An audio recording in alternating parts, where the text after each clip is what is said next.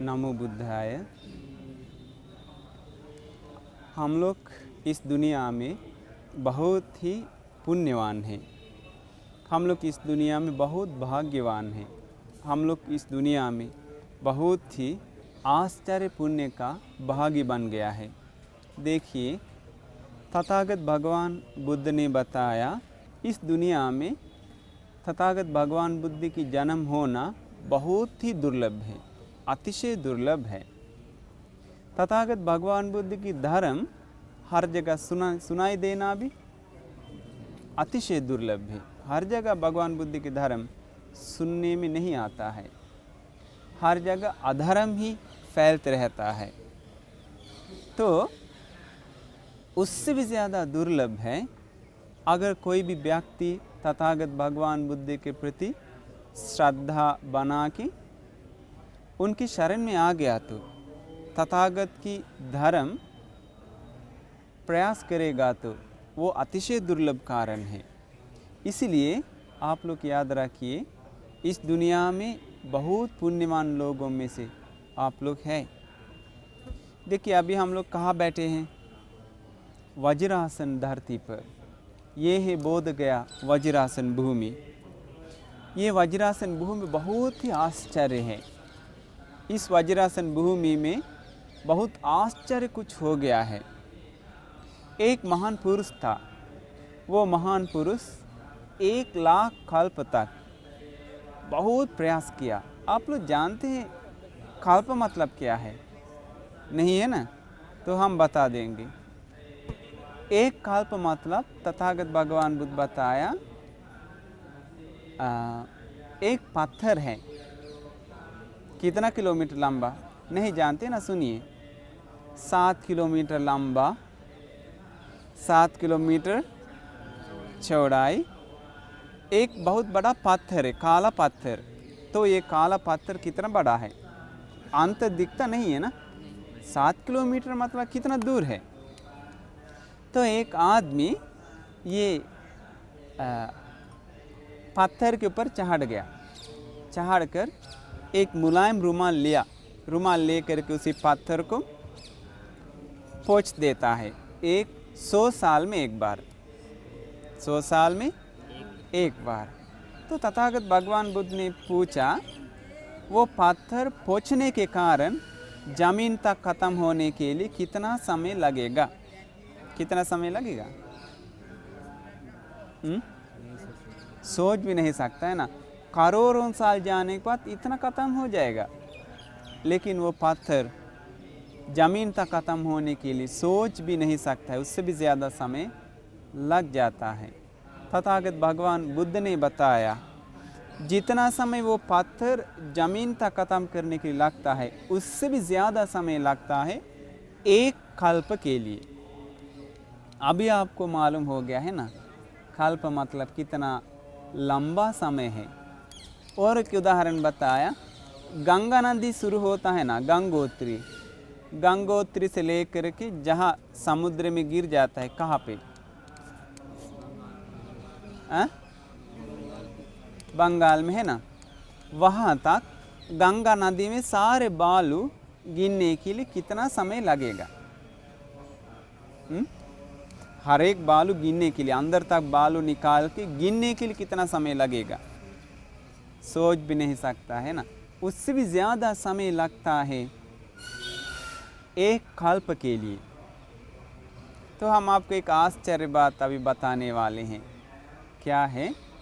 हमारे गुरु तथागत भगवान बुद्ध जी ऐसा लाख कल्प मेहनत किया संबुद्धत्व को प्राप्त करने के लिए, यहाँ पर बैठकर विमुक्ति को प्राप्त करने के लिए वैसा 1,00,000 कल्प प्रयास किया है।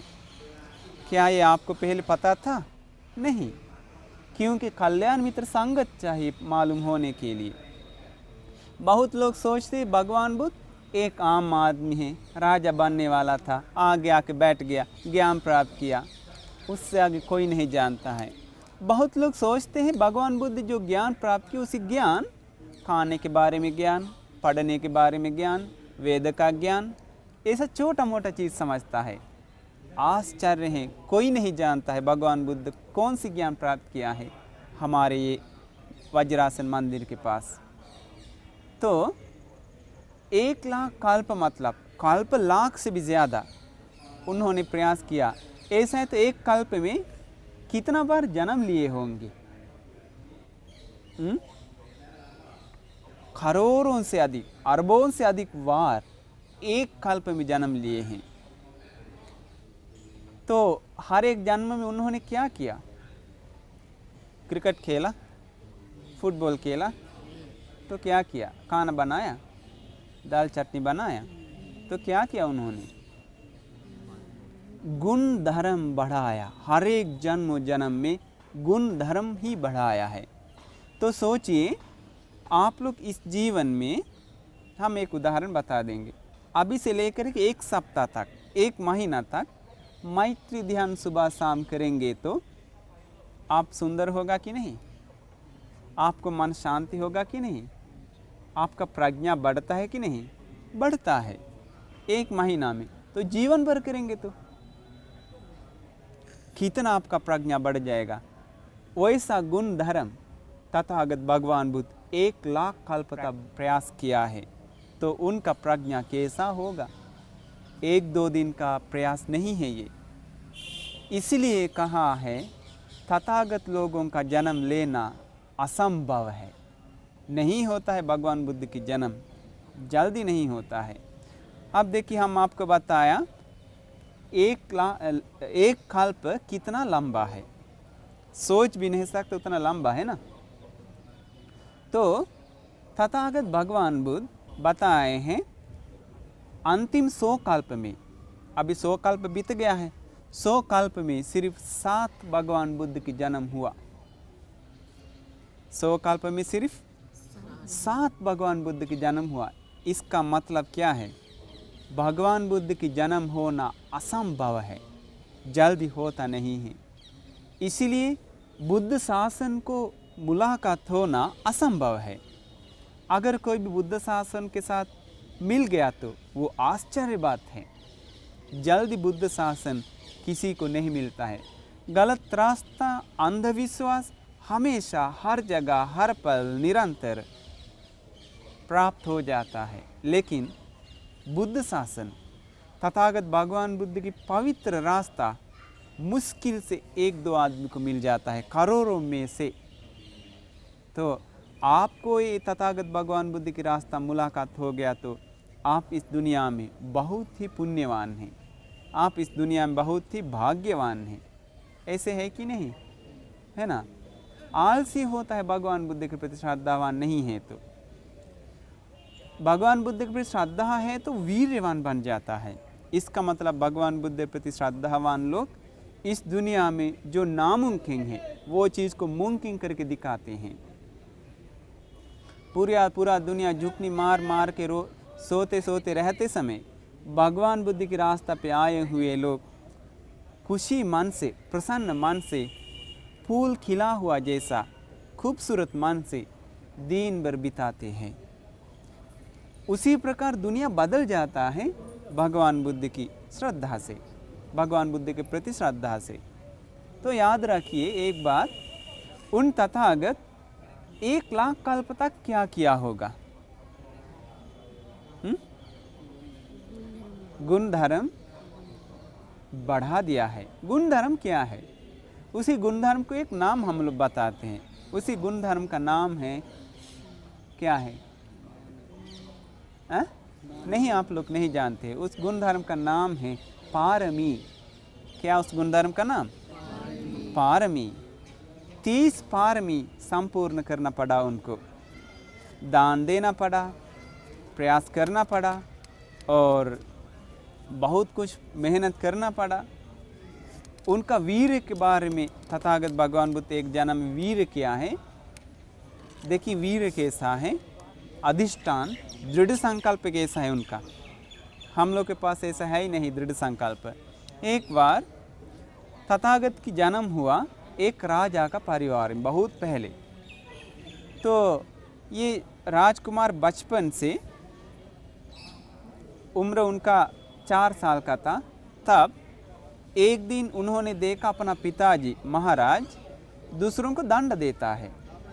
चोर लोग पकड़ के उन लोग को दंड देता है, इसका गला काट दो, इसका हाथ काट दो, इसका पैर काट दो, इसका जीभ निकाल दो, इस प्रकार दंड दे रहा था। तो ये छोटा बच्चा राजकुमार ने सोचने लगा, अगर पिताजी इसी प्रकार पाप करेगा तो दंड दे के हम भी बड़ा हो गया तो मुझे भी राजा बनना पड़ेगा, तो ऐसा है तो मुझे भी ऐसा पाप करना पड़ेगा। तो उससे अच्छा है हम राजा नहीं बनेंगे। अगर हम राजा नहीं बनेंगे तो मुझे कोई पाप करना ज़रूरत नहीं है, आराम से हमको जी सकता है। तो हम कैसे राज्य नहीं पाएंगे?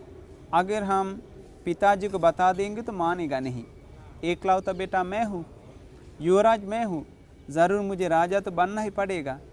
इसीलिए आज से मैं लंगड़ा जैसा, बहिरा जैसा, लूला जैसा और अंधा जैसा हम आज से रहेंगे, अपाहिज जैसा आज से हम रहेंगे।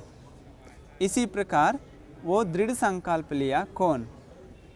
4 साल का युवराज। 4 साल का मतलब छोटा बच्चा है ना। देखिए हम लोग को और उनका फ़र्क कितना है, कैसा है। तो क्या हुआ, एक दिन युवराज खाना छोड़ दिया तो राजा आके देख लिया, क्या हुआ बेटा को, बात नहीं करता है, सुनता नहीं है, उठता नहीं है, कुछ नहीं करता है, जहाँ है वहाँ पैखाना भी करता है, पेशाब भी करता है, बहुत बड़ा प्रॉब्लम हुआ। तो राजा ने वैद्य लोगों को बुला के चेकिंग करवाया। वैद्य लोग चेक करके बताया, महाराज कोई भी बीमार नहीं है, अंदर बच्चा को कोई तकलीफ़ नहीं है। महाराज ये हमें समझ में नहीं आता है कि ये युवराज ऐसा क्यों करते हैं, ऐसा करने का कारण क्या है, हमें समझ में नहीं आता है। इसके बाद भगवान बुद्ध ने बताया, इसके बाद वो युवराज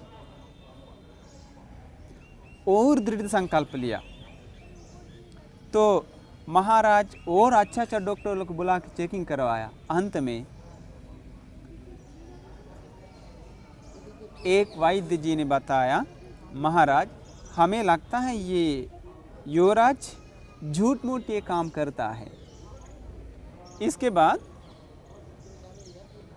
डॉक्टर लोग का कहना मानकर महाराज ने क्या किया, युवराज को डरा दिया, युवराज को अलग अलग प्रकार के कष्ट दिया। एक बार पूरा रूम जला दिया। ये देखकर कि युवराज भाग सकता है, भाग गया तो सारे झूठ पकड़ा सकता है, लेकिन जलते समय युवराज आराम से ऐसे बैठ के रहते थे, थोड़ा भी इधर उधर देखे नहीं, तुरंत जाके लोग बचाया उनको।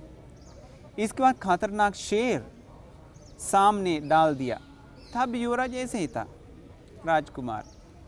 खतरनाक सांप शरीर में डाल दिया, शरीर में सांप जाते समय ऐसे ही था, थोड़ा भी हिला नहीं। इसके बाद वो युवराज को खतरनाक शब्द डाल दिया, डरावना शब्द निकाल दिया। उस समय में भी उन महान युवराज एकदम चुपचाप था। इसके बाद उन युवराज को ले गया पहाड़ के ऊपर ले जाकर धकेल दिया नीचे, अच्छा से प्लानिंग बना के, युवराज को पता नहीं है, ऐसे करके राजा ऊपर से ढकेल दिया नीचे गिरते समय ऐसे ही गिर गया है, बचने के लिए कुछ संज्ञा नहीं किया, आवाज़ नहीं दिया। इसके बाद युवराज को इसी प्रकार बार बार चेकिंग किया, लेकिन अंत में सभी लोगों को समझ में आ गया, असलियत में ये तो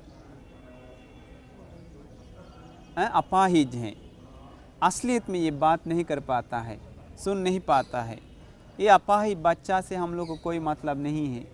इसीलिए प्रधानमंत्री को बुला के बताया, मंत्री इसको लेके जाओ, ले जाके जिंदा गाड़ दो, ऐसा बच्चा कहीं रहना भी अच्छा नहीं, मुझे बदनाम हो सकता है। ऐसे करके और बच्चा को ले गया गाड़ने के लिए। ले जाते समय बच्चा बात किया। आप लोग जानते हैं एक बात, बच्चा का उम्र 16 होने तक, यानी कि जवान होने तक बच्चा को चेकिंग किया, परीक्षा किया। हर एक परीक्षा से 1 साल में एक परीक्षा लिया है, रोज परीक्षा लिया 16 साल तक। तो सोचिए कौन उसी प्रकार दृढ़ संकल्प, दृढ़ अधिष्ठान लेकर के दृढ़तापूर्वक कौन रह सकता है? आप रह सकते हैं। कम से कम आपको आधा घंटा बैठना मुश्किल हो जाता है ना, आधा घंटा बैठ गया तो झुकनी आ जाता है। लेकिन देखिए बोधिसत्व की दृढ़ संकल्प कैसा है। अंत में वो मंत्री को बुलाया, मंत्री मेरे दोस्त ये सब छोड़ दो, हमको बात कर सकता है, सुन सकता है, ये राज्य हम करेंगे तो मुझे मारना पड़ेगा, पीटना पड़ेगा, दंड देना पड़ेगा, ऐसा पाप मैं नहीं करना चाहता हूँ, मेरा रास्ता अलग है, इसलिए सब छोड़ दो, अभी हम हिमालय में जाएंगे ध्यान समाधि के लिए। ऐसे बोलकर वो राजकुमार सब कुछ त्याग करके हिमालय में जा कर के ध्यान कर तपस्या करने लगा।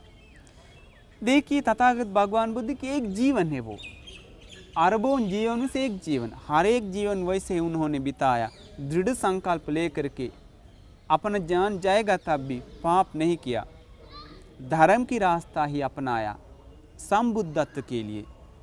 तो हम आपको अगली बार उपदेश से बता देंगे और उन्होंने संबुद्धत्व के लिए क्या किया, इस वज्रासन के पास निर्वाण को प्राप्त करने के लिए उन्होंने और क्या क्या किया, कैसे मेहनत किया, कैसे प्रयास किया, आप लोग सुन लीजिए।